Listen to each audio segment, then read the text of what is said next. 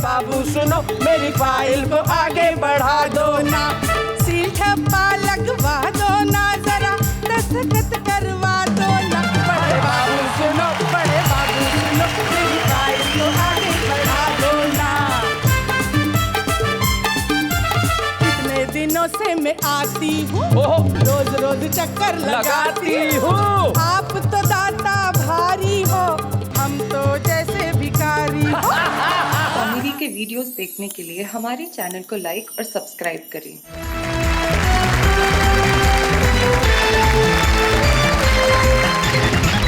तो भाई आइए मुलाकात करते हैं हमारे साथियों से। सबसे पहले मंच के इस कोने पे जो बैठे हैं, उत्तर प्रदेश के अंदर एक बहुत छोटा सा कस्बा है दनकौर, और उस दनकौर से दिल्ली आते हैं और अपनी गजलों से लोगों के दिलों में छा जाते हैं। और जब हास्य की बात करते हैं तब पवन दीक्षित पवन की तरह लोगों के दिलों में उतर जाते हैं। भाई पवन दीक्षित, स्वागत है आपका। उनके बाद वो सज्जन बैठे हैं जिनके पास आइडियाज ही आइडियाज हैं, तो हरजीत सिंह तुक तुक, स्वागत है आपका। और उनके पास जो बैठी है, हमें बड़ी खुशी है कि वो वाह वाह क्या बात है का एक प्रोडक्ट है। ऐसे वाह वाह क्या बात है कि पहले एपिसोड में जो छुपे रुस्तम के तौर पे आई थी, और पहले एपिसोड में छुपे रुस्तम ने ऐसा धमाल किया कि फिर वो छुप ही नहीं रही। हमारे साथ है संगीता सर। चलिए उस और चलते हैं। चलिए उस और। अब आपको ये कहने की आवश्यकता नहीं होगी कि हम मूर्खता स्पेशल मना रहे हैं। तो आइए हम मिलते हैं उनसे जो सबसे पहले बड़ा यूनिक है, जो बैठे हुए हैं। कह रहे थे कि मेरा खून सूख गया, देखो तो। अरे बैठ जाओ। आप ज्यादा देर इसलिए खड़े मत रहिए कि विवादास्पद ढांचा कभी भी ढह सकता है। नारायण निडर मध्य प्रदेश में एक कस्बा खांचरोद, वहां रहते हैं। क्या बात है नारायण जी। और नारायण निडर के पास है, वो भी एक बहुत छोटा सा कस्बा है, ठाकुरद्वारा गांव से हमारे बीच में आते हैं शरीफ भारती। शरीफ, तुम्हारा ओरिजिनल नाम तुम्हारे पिता ने क्या रखा था? सर मेरा नाम शरीफ अहमद खान था जी। और अहमद खान ज़्यादा हो रहा था इसलिए भारती कर दिया। लेकिन शरीफ तुम्हारे वालिद साहब का दिया हुआ नाम? जी सर, जी सर। क्या बात है, क्योंकि बच्चा जब पैदा होता है तब तो उसकी हरकतें पता नहीं होती। अगर कुछ दिनों की मोहलत मिल जाती तो तुम्हारा नाम ये नहीं होता। शरीफ भारती ठाकुरद्वारा से। उनके पास जो बैठे हैं ये कमाल के व्यक्ति हैं। हाँ, आपको कैसे पता?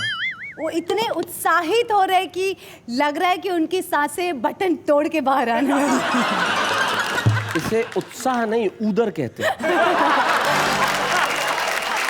इस देश की नई पीढ़ी के व्यंग्यकारों में एक सबसे सशक्त नाम है वेद प्रकाश। वेद प्रकाश के बाद जो बैठे हैं उनका नाम राजेश राज है, और गोरखपुर से हमारे बीच में आते हैं और व्यंग की कविताएं करते हैं। हम स्वागत करते हैं राजेश राज जी। तो भाई बात चल रही है बेवकूफियों पे, मूर्खताओं पे।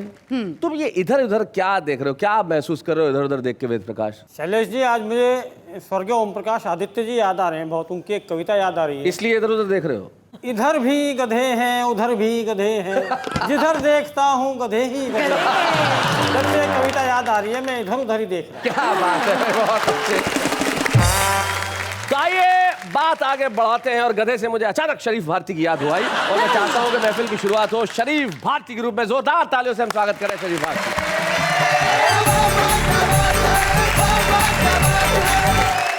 आपके सामने भारत का सबसे शरीफ आदमी खड़ा है। वाह जी।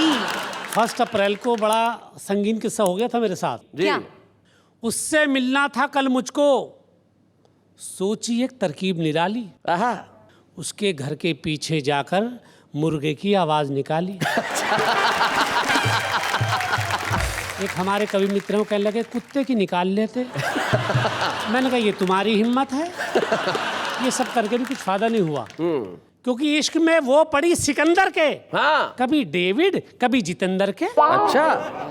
और वो कौमी एकता की दीवानी थी। अच्छा। हाँ, तुक तुक ये पंक्तियां तुम ध्यान से सुनो। और वो कौमी एकता की दीवानी थी, साथ में भागी वो जोगिंदर के। लेकिन एक बात और है कि जोगिंदर के साथ भागने का भी कुछ फायदा नहीं हुआ। अच्छा। शेर सुनिए कि कैसे करती वो प्यार बंदर से। अच्छा। उसने कुंडली लगा ली अंदर से। और देखिए सर्दियों में क्या क्या होता है हमारे साथ शैलेश भाई कि नहीं क्यों नींद मुझको आ रही है, नहीं क्यों नींद मुझको आ रही है, नहीं क्यों नींद मुझको आ रही है, मेरी घिग्गी सी बनती जा रही है। हाँ। और बड़ी उलझन में हूँ, ठंडी हवा ये रजाई में किधर से आ रही है? लेकिन ये रजाई में जो ठंडी हवा आती है उसके अलावा मोहब्बत भी आती है। पता नहीं साहब किधर से आती होगी। अंजुम रहबर साहिबा जो है वो एक शेर कहती हैं कि जी जी, जमी है बर्फ सी तेरी जुदाई में, वाह। और मैं सारी रात सुलगती रही रजाई में। ये अल्लाह, इनकी तबीयत ठीक करो ऊपर वाला। ऐसा हमारे यहाँ हो जाता तो सब मलेरिया कहते हैं उसे। कि अपने छक्के छुड़ा के बैठ गए जी, बुरी नजरें गड़ा के बैठ गए, हाँ, और घूर कर एक ट्रक को देख लिया, मुंह को काला करा के बैठ गए। और नेहा जी, मैं अर्ज कर रहा हूं कि लोगों ने इतना मारा जी, लोगों ने इतना मारा, मुझे सांस तक ना आई। अच्छा, आंखों ने खता की थी, गालों ने सजा पाई। लेकिन होता यह है शैलेश भाई के लीची, केला, आलू बुखारे एक से हैं। हाँ, दांत ना हो तो ये फल सारे एक से हैं। और माशूका को आशिक सारे एक से हैं। नन्हे कलवा राम दुलारे एक से है। एक सवाल मैं नेहा जी पूछना चाहता हूँ कि मुझको प्यार का अर्थ बता दे। बात खत्म हुई। बात खत्म हुई। फिर चाहे अम्मी को जगा दे। बात खत्म हुई। और तेरी गली में कुत्ते हैं, सन्नाटा है। ओह, मेरी भी तशरीफ पे उसने काटा है। तेरी गली में कुत्ते हैं, सन्नाटा है, मेरी भी तशरीफ पे उसने काटा है। मुझको इंजेक्शन लगवा दे। बात खत्म हुई। और जाने तू किस बात पे मुझसे रूठी है? देखो, जाने तू किस बात पे मुझसे रूठी है? तेरे ही चक्कर में जूती टूटी है। मुझको तू चप्पल दिलवा दे। बात खत्म हुई। बात खत्म हुई। और तेरे फोन की फ्लेक्सी कौन कराता है? हाँ, फोन लगाऊं नंबर बिजी बताता है। हाँ, मेरा मोबाइल लौटा दे। बात खत्म हुई। बात खत्म हुई। और कल अपने भैया को जीन्स दिलाई है जी, और आज फिर अपनी मम्मी के लिए सूट लाई है। मेरा एटीएम लौटा दे। बात खत्म हुई।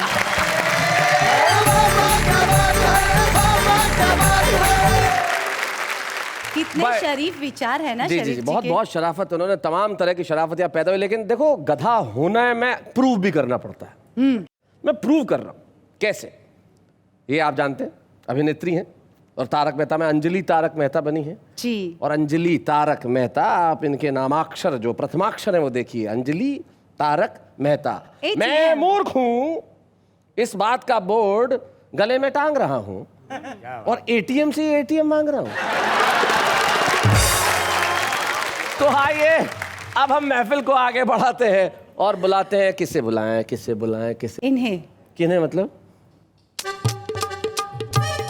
अच्छा, इन्हें क्यों? जब टीचर ने क्वेश्चन पूछा तो जिस फर्स्ट स्टूडेंट ने हाथ ऊंचा किया उसको आंसर करने का फर्स्ट मौका दिया जाएगा। देखा, टीचर जी हैं हमारी। आ जाओ भाई सरदार जी।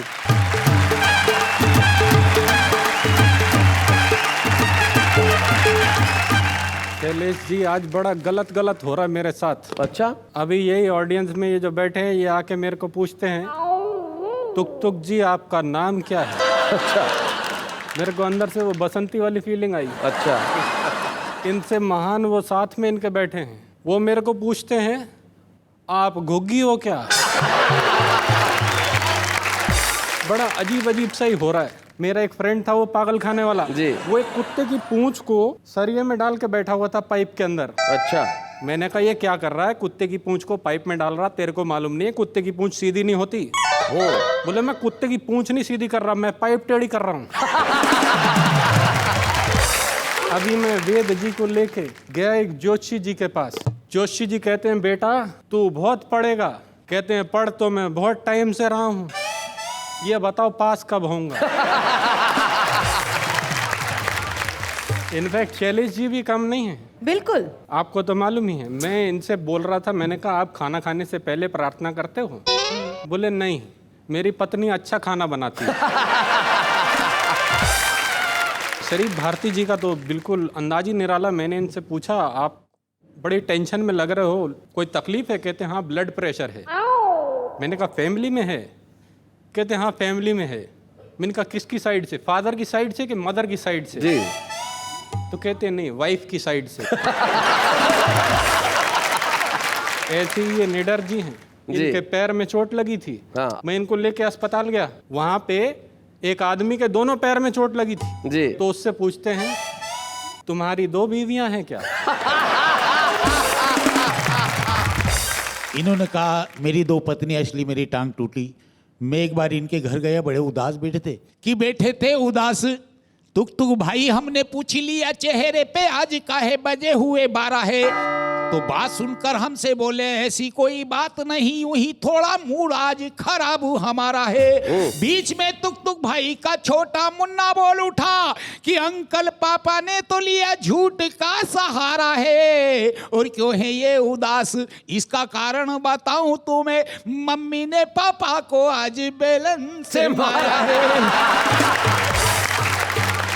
तो बिल्डिंग की पार्किंग में चुपके चाप 2 मिड साइज गाड़ियों का चल रहा था वार्तालाप। पहली बोली, कितना खराब हो गया है जमाना, डू यू रियलाइज? गाड़ियों में भी आ गया है 0 साइज। दूसरी बोली, you are right, this is the class. बस इस सस्ती छुटकी ने किया है सत्यानाश। एक तो इसकी टेल पॉलिश, लड़कियों की नेल पॉलिश होती है, गाड़ियों की टेल पॉलिश होती है। बहुत अच्छे। बोले एक तो इसकी टेल पॉलिश कितनी चीप है, ऊपर से इसका फ्रंट भी क्लीन स्वीप है। इतने में वहां एक ऑटो आया, उसे देख दोनों मैडम्स ने अपना मुंह बनाया। पहली बोली, देखने में लगता है पूंछ कटा लंगूर, लोफर आंखें फाड़ फाड़ के कैसे रहा है घूर। अच्छा। ऑटो बोला, ये लंगूर सारा दिन लोगों को यहाँ वहाँ पहुँचाता है, साथ साथ किसी के घर की रोटी भी चलाता है। क्या बात है। पर जैसे बढ़ रहे हैं पेट्रोल के दाम, जानती हैं कुछ दिन में क्या होगा अंजाम। आपका पार्किंग से निकलना बंद हो जाएगा। वाह। अगर हम भी नहीं घूरेंगे तो आपका ये स्टाइल किस काम है? क्या बात है, वाह। तो अभी मैं आपको एक तुक सुनाता हूँ। जी सुनाइए। एक बार हमें शादी करने का ख्याल आया। हमने तुरंत जाके पिताजी को बताया। अच्छा। पिताजी ने अगले दिन ही बिना दहेज की शादी के लिए अखबार में इश्तिहार छपवाया। महीने भर तक हमारे घर पे कोई नहीं आया। अच्छा। तो पिताजी ने अपनी समस्या एक प्रॉपर्टी डीलर को बताई। Property dealer? जब लोगों की प्रॉपर्टी नहीं बिकती है तो वो प्रॉपर्टी डीलर के पास जाते हैं। हमारे पिताजी भी गए, तो पिताजी ने अपनी समस्या एक प्रॉपर्टी डीलर को बताई। उसने तुरंत एक तरकीब सुझाई। बोला, झुमरी तलैया में दूल्हों की सेल लगी है, वहाँ लड़कियों की बहुत लंबी लाइन लगी है, आप तुरंत वहाँ चले जाइए, जैसी चाहे वैसी वधू पाइए। अच्छा। पिताजी बोले, पर हमें दहेज नहीं लेना। वो बोला, कोई बात नहीं, लड़की तुम रख लेना, दहेज मुझे दे देना। अच्छा। पिताजी को उसके बोल समझ में आ गए। अगले दिन पिताजी हमें लेके झुमरे तलैया आ गए। हमने सेल को डिफरेंट काउंटरों में बटा पाया। 20% डिस्काउंट, 40% डिस्काउंट, 80% डिस्काउंट। पिताजी ने हमें 100% डिस्काउंट वाले काउंटर पे लाके बिठाया। अच्छा। थोड़ी देर में वहाँ एक 40 वर्षीय बाला आई। 40 वर्ष की भी होती है। क्यों जी देख जी रहे हो? जी। नहीं आपकी तरफ तो क्यों देख सकता है, आप तो 50 की हैं। थोड़ी देर में वहाँ एक 40 वर्षीय बाला आई। पिताजी को देख के हौले से मुस्कुराई। फिर प्रॉपर्टी डीलर से बोली, इनकी एज कितनी है जो आपके बराबर में खड़े हैं? अच्छा। प्रॉपर्टी डीलर, भाई प्रॉपर्टी डीलर बोला, माशाअल्लाह जवान हैं, दिखते बड़े हैं। वो बोली, तो फिर इनसे मेरी बात चलाइए, जरा इनका रेट मुझे बतलाइए। प्रॉपर्टी डीलर ने पिताजी से बात चलाई। पिताजी ने उसे कर्री करके डांट पिलाई। उसके बाद पिताजी हमें वहाँ से लेके भागे। एक किस्सा देखा हमने थोड़ा आगे। लड़के के पिता लड़की के पिता का इंटरव्यू ले रहे थे। लड़की के पिता पसीने पसीने हो रहे थे। फिर जब सौदेबाजी की बात आई, लड़के के पिता ने रेट लिस्ट दिखलाई। लड़की के पिता बोले, आप रेट बहुत ज़्यादा लगा रहे हैं। वो बोले, क्या कहते हो, अभी तो 20% डिस्काउंट पे बता रहे हैं। तुम कहते हो रेट ज़्यादा लगा दिया है, अरे 20% तो सेल टैक्स लगा दिया है। अब लड़की वालों की आदत होती किसी तरीके से ना नुकुर करके रेट कम करा लें। बोले, पर आपका लड़का तो बहुत सीधा साधा है। वो बोले, देखिए जी, हमारी मशीन ने एक ही पीस बनाया है, इसलिए ओवरऑल कॉस्ट कुछ ज़्यादा है। ये देख के पिताजी को चेता आया। उन्होंने हमें नो डिस्काउंट वाले काउंटर पे लाके बिठाया। थोड़ी देर में हमारे भाग जागे। एक सज्जन आए भागे भागे। उन्होंने हमारे चारों ओर एक चक्कर लगाया। फिर पिताजी की ओर फेस घुमाया। बोले, कितना चलेगा? पिताजी बोले, ये तो आपकी बेटी पे डिपेंड करेगा। किफायत से चलाएगी तो सालों साल चलेगा। वो बोले, आपके लड़के में ऐसी क्या खासियत है जो इतना ज़्यादा रेट बता रहे हैं, ऊपर से नो डिस्काउंट का बोर्ड लगा रहे हैं? पिताजी बोले, मेरा लड़का ईमान रखता है जो आजकल करोड़ों में बिकता है। क्या बात? वो बोले, पर आपका ईमानदार बेटा घर की रोटी कैसे चलाएगा? खुद भूखा मरेगा तो मेरी बेटी को क्या खिलाएगा? क्या कहना है? आप इसे यहाँ से ले जाइए। पहले इसे किस्तों में ईमान बेचना सिखाइए। क्या बात? जिस दिन इसे किस्तों में ईमान बेचना आ जाएगा उस दिन इसे इससे भी ज़्यादा रेट पे कोई भी ले जाएगा। बहुत अच्छे, वाह। पिताजी को उसके बोल समझ में आ गए। अगले दिन पिताजी हमें लेके घर पे आ गए। तब से हमारे पिताजी निरंतर प्रयास कर रहे हैं, हमें सिखाने हेतु अपना ईमान बेचने का प्रयास कर रहे हैं। क्या बात है, वाह। बहुत पर हमें नहीं लगता कि वो दिन कभी आएगा, इसलिए तुक तुक कुंवारा पैदा हुआ है, कुंवारा ही मर जाएगा। वाह वाह वाह वाह, बहुत अच्छा।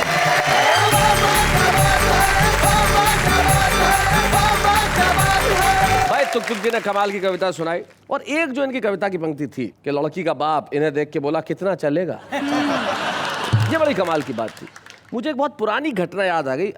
बहुत से एडवांस जो कंट्रीज हैं, जो विकसित देश हैं, उनमें इलेक्ट्रॉनिक्स की चीज़ यूज़ करते हैं तो लोग ठीक नहीं कराते, फेंक देते हैं। हाँ। फ़ोन आया फेंक दिया, कैलकुलेटर आया फेंक दिया, कंप्यूटर आया फेंक दिया। तो जापान में ऐसा अक्सर होता है। तो जापान की 2 महिलाएं भारत घूमने आई, तो घूम रही थी दिल्ली में, और ये जो हमारे वेद प्रकाश जी हैं ये दूसरी मंजिल पे रहते हैं। तो अचानक ये कोई जाला वाला साफ कर रहे थे कि गिर पड़ा नीचे था कचरे का डब्बा, सीधा उसमें जाके। तो जापानी महिला दूसरी महिला से कहने लगी, हिंदुस्तानी बीवियां भी कितनी फिजूल खर्च है, इससे देख के लगता है ये 2-4 साल और चल सकता था। क्योंकि महिलाएं भाई फिजूल खर्च होती हैं, भाई होती हैं, उन्हें थोड़ा सा एक्स्ट्रा खर्च करना ही पड़ता है अपने मेकअप के लिए, अपने गहनों के लिए। हाँ, वो मेंटेनेंस चार्ज लगता है ना। जी जी, और पुरुष तो मेंटेनेंस फ्री है। तो आइए हम बुलाते हैं उन्हें जिनके जैसा इन्होंने बताया मेंटेनेंस में कुछ खर्च लगता है। अब वो मेकअप के लिए कितना सामान खरीदती है, क्या क्या करती है, वो ये बता सकती है। हमारे पहले एपिसोड की छुपा रुस्तम संगीता सरन।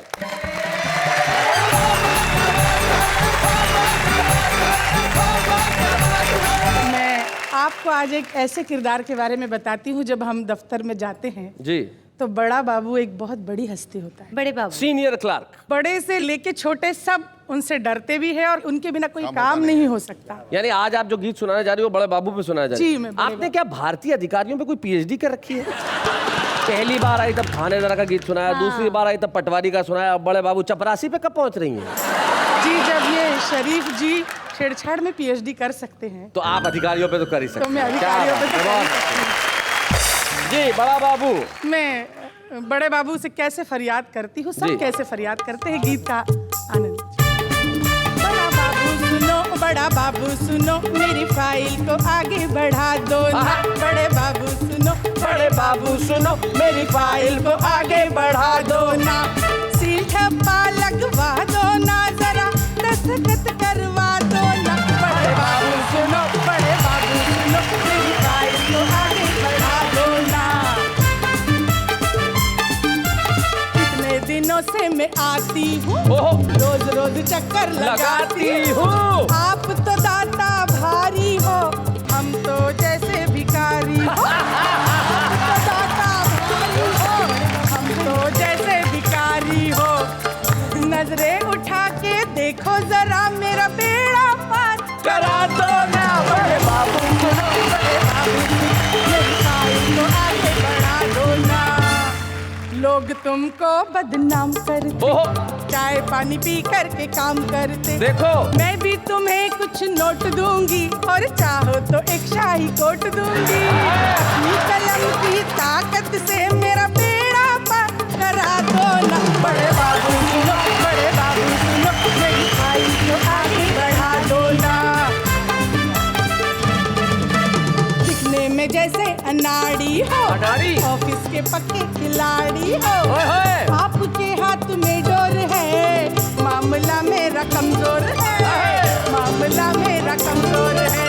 अपनी कलम की ताकत से मेरा छोटा सा काम करा दो ना। बड़े बाबू सुनो, बड़े बाबू सुनो मेरी फाइल को आगे बढ़ा दो ना। क्या बात है, वाह वाह वाह, बहुत अच्छे संगीता जी। मैं चाहती हूँ कि अपने दिल का गीत आपको सुनाऊं। जी, दिल की बातें दिल से कह के मन बहलाए के, और नाच रहा है मनवा कैसा ठुमका लगाए के। नाच रहा है मनवा कैसा ठुमका लगाए के। काले काले बादल आए, दिल की धड़कन बढ़ती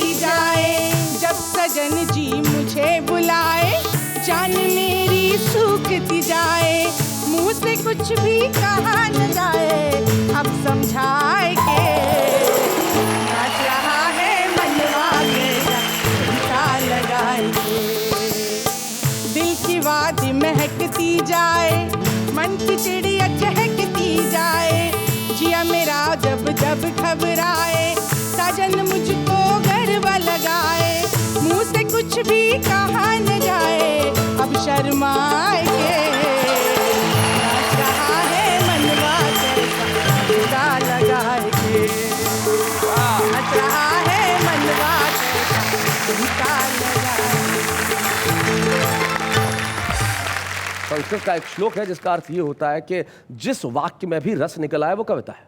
क्या बात है? अब हमारे साथ एक जो हमारे साथी कलाकार है वो कविताएं नहीं लिखते, लेकिन शब्दों से जो खेलते हैं वो किसी कवि से भी कम नहीं है। एक ऐसे कलाकार हमारे साथ हैं जो अभी इस मंच पे आने वाले हैं और आपको कुछ ऐसा सुनाने वाले हैं कि आप उनके लिए कहेंगे कि भाई इन्होंने कमाल कर दिया। तो जरा उनके लिए एक बार तालियां बजा दीजिए। नाम है उनका सुनील पाल।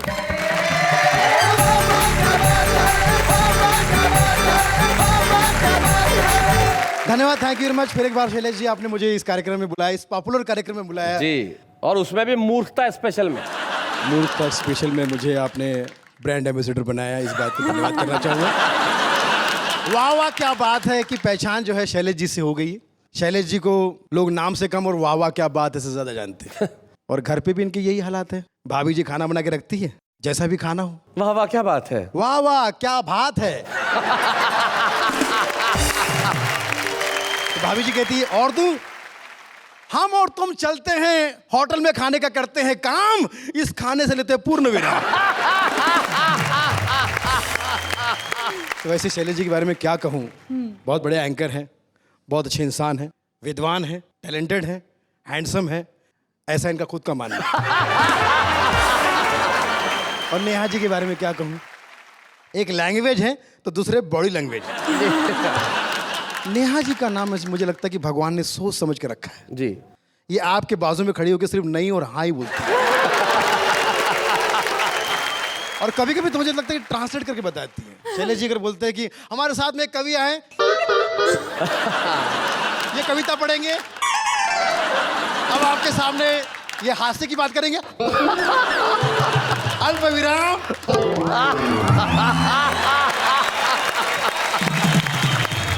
बचपन से एंकरिंग का शौक है।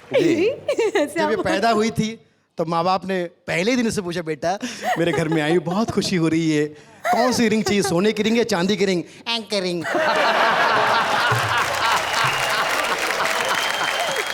तो ये हमारे नीडर जी जो है, मैंने कहा मैं बहुत मोटा हो रहा हूँ यार, आप बहुत स्लिम हो, तो क्या डाइटिंग पे हो? बोले नहीं, 20 साल से राइटिंग पे। आपको विश्वास नहीं होता होगा मेरा शरीर देख के, जी। लेकिन विश्वास करना पड़ेगा। पहले अपनी निडरता से मैं परिचित तुम्हें कराता हूँ, ना रोक सके मुझको आंधी तूफानों से टकराता हूँ।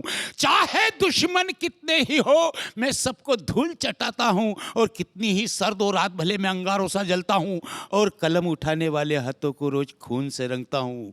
कितनी ही हत्याएं करके मैं वक्त गुजारा करता हूँ, हर रोज रात को बिस्तर पे मैं खटमल मारा करता हूँ।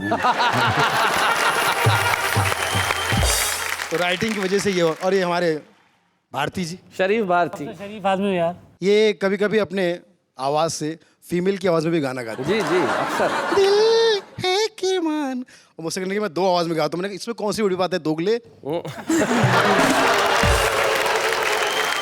एक गले से 2 आवाज निकालते हो, 2 गले, 2 गला। संगीता सरल जी, जिस दिन उपवास रखती है उस दिन डबल खाती है। सुबह से फोन करती है होटल या रेस्टोरेंट में, चाइनीज देना, बर्गर देना, पिज्जा देना। बोले बहन जी आपका तो फास्ट है। हाँ तो ये सब फास्ट फूड ही तो है। और ये हमारे टुकटुक साहब जी, ये कवि बनने से पहले ट्रक चलाते थे, मगर ट्रक में कोई सामान नहीं, खाली ट्रक। दिल्ली से अमृतसर, अमृतसर से दिल्ली। लोगों ने पूछा ऐसा क्यों? बोले मम्मी पापा ने कहा कि काम के वक्त कोई लोड मत लेना। कुछ शायर ऐसे होते हैं, कुछ कवि ऐसे होते हैं, डरा देते हैं सुनाने से पहले जी। हर शख्स अपने गम में खोया है। शैलेश सुन ले, हर शख्स अपने गम में खोया है। हर शख्स अपने गम में खोया है। जिसे गम नहीं वो कब्र में सोया है। कुछ शेर, पुराने शेर भी ऐसे हैं जो जिनको मैंने सुने और मैंने अपने हिसाब से शरीफ भारती जानते हैं। ये इश्क नहीं आसान, बस इतना समझ लीजिए शादी भी करनी पड़ सकती है। और आज के हालात में कहूंगा कि जो गुर्बत में वड़ा पाव खाते हैं, गुर्बत मतलब गरीबी, जो गुर्बत में वड़ा पाव खाते हैं सक्सेस मिलने पे बड़ा भाव खाते हैं। हाय हाय हाय हाय, क्या बात है। सब टीवी पे बहुत सारे प्रोग्राम हिट हैं। हमारे दर्शकों में एक टकला भाई साहब मुझे दिखाई दे रहा है। मैंने टकले से पूछा, भाई साहब आपका सब टीवी का फेवरेट कौन सा प्रोग्राम है? बोले बालवीर। मैंने कहा भाई मेरे, आपको लापता गंज पसंद होना चाहिए। गंज? आपका नाम क्या है? बोले नाम तो वैसे केशव है, लोग प्यार से हैरी कहते हैं। हैरी? कई नाम ऐसे होते हैं जिससे हमें बड़ा मजा आता है। एक बहुत परेशान दोस्त था मेरा, बहुत ही परेशान। मैंने कहा भाई माँ कैसी है? बीमार है।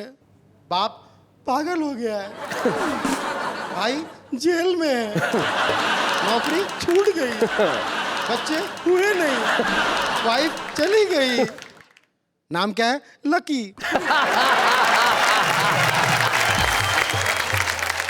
अभी मुझे याद है एक लेखिका ने अपना स्वयंवर रचा लिया। बहुत बड़े बड़े लेखक उसमें हिस्सा लेने आए। बहन जी ने सबको निगलेक्ट किया और एक मेरे जैसे गुड लुकिंग को, हाय हाय, खूबसूरत को पसंद किया। लोगों ने कहा हम तो इतने बड़े राइटर है, ये तो स्ट्रगलर लगता है, इसको क्यों पसंद किया? भले मैं लेखिका हूं, मुझे राइटर की नहीं, मुझे पाठक की जरूरत है। तेरा नाम क्या है? संजय पाठक। तो भक्त जनों, जब यहाँ आ ही गया हूँ, क्योंकि वाह वाह क्या बात है कि महफिल है, तो कविता पढ़ना तो अब जरूरी है नहीं, मजबूरी है। कविता का शीर्षक लोगों ने कहा कविता तो प्रस्तुत करो। कविता हमारी साली का नाम है, उसे प्रस्तुत नहीं कर सकता। पिछले साल ही उसकी शादी हो गई। लोगों ने कहा अब यहाँ आए तो नगमा तो छेड़ो। नहीं छेड़ सकता। 2 साल पहले छेड़ा था, 1 साल अस्पताल में भर्ती था। बोले रचना सुनाओ। रचना मुझको सुनाती है, मेरे वाइफ का नाम है रचना। बोले यार या तो छंद करो या तो बंद करो। ये ठीक है, बंद करता हूँ। धन्यवाद, thank you very much. Sunil, आप हास्य के क्षेत्र में इतने सालों से काम कर रहे हैं और लोगों को हंसाने का काम किसी पुण्य कार्य से कम नहीं होता, और आप ये पुण्य कार्य बहुत समय से कर रहे हैं, इसलिए वाह वाह क्या बात है कि मंच पे हम आपको एक स्मृति चिन्ह प्रदान करना चाहते हैं जो आपकी स्मृति में सदैव बना रहे।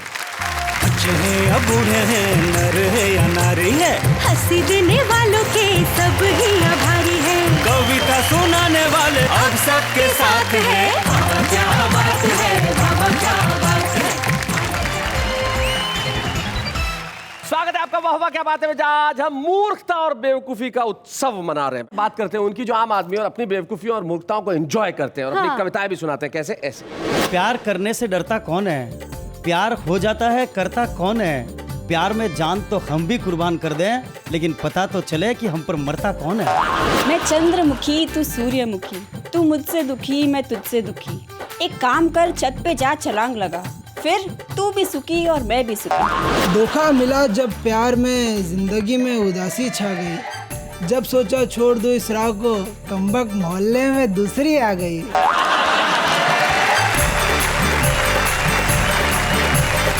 तो भाई ये तो देश के आम व्यक्ति हैं जो अपनी कविताएं अपने अलग अंदाज से लिखते हैं, अपने अपनी जगहों पे बैठे हुए हैं और अब कैमरे पे आ गए तो छुपे रुस्तम भी नहीं रहे। ये भी इसी जीवन में आगे बढ़ेंगे, कविताएं लिखेंगे और सुनाएंगे। लेकिन जो हमारे छुपे रुस्तम होते हैं वो बड़े कमाल के होते हैं साहब। और हमारे आज के छुपे रुस्तम तो ऐसे हैं जो बाकायदा ज्योतिष हैं, पंडित जी हैं। जवान नहीं है, 53 वर्ष की उम्र है उनकी। अब उन्होंने महसूस किया कि भाई अब मैं छुपा रुस्तम हूं तो अब जनता के सामने मुझे आना चाहिए। तो आज के हमारे छुपे रुस्तम हैं रोहिणी नई दिल्ली के पंडित नमन।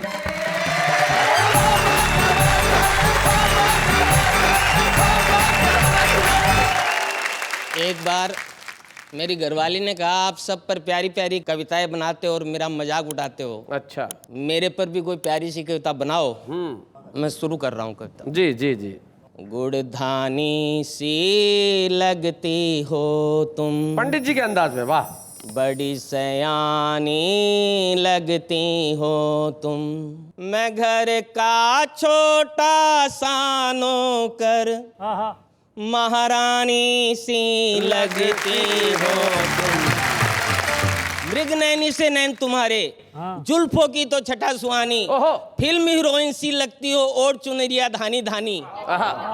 अंग अंग में रस सा टपके बरखा रानी लगती हो तुम।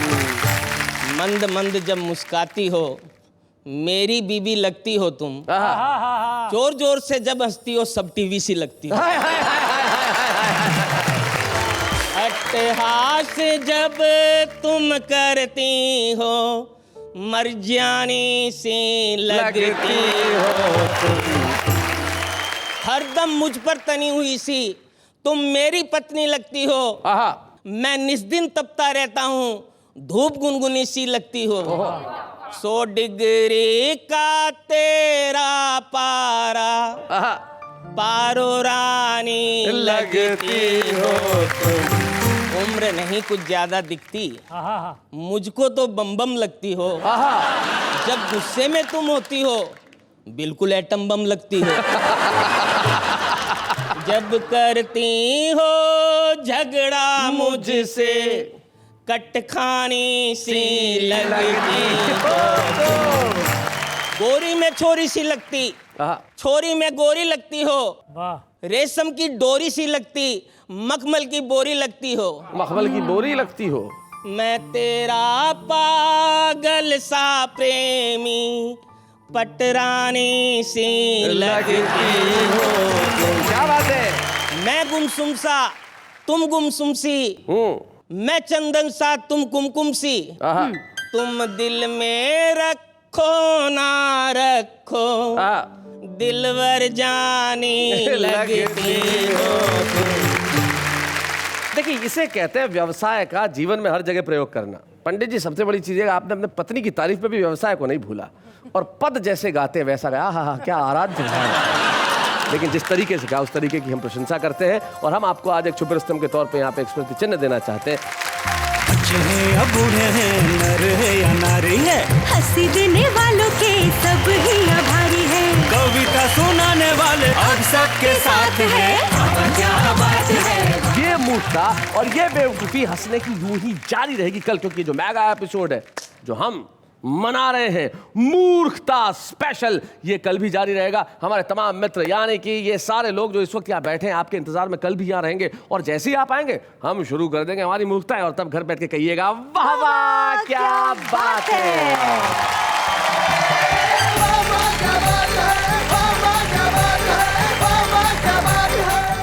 कॉमेडी के वीडियोस देखने के लिए हमारे चैनल को लाइक और सब्सक्राइब करें।